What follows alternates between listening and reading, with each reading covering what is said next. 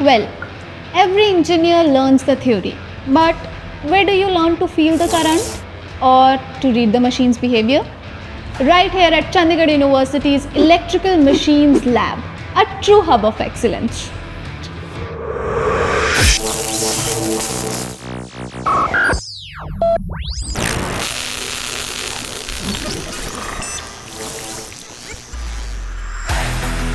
What you see here are not just models or simulations. These are real industry-graded machines.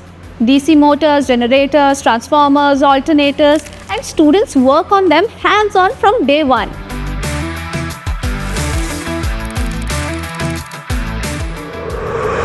Hi, I'm Kulnaskar Rakra, second year electrical engineering student. Before I joined this university, machines were just equations in a textbook: torque, flux, efficiency. I could solve the numericals, but I wasn't able to understand it. What I appreciate most in this lab at Chandigarh University is the range of experiments like what I'm doing. And the lab teaches you to read a machine, not just a diagram. And the safety standards here are very strict. You learn to respect the equipment, and that discipline is as important as technical knowledge. Industry-level facilities are only half the story. What really completes the picture are the people who teach within them.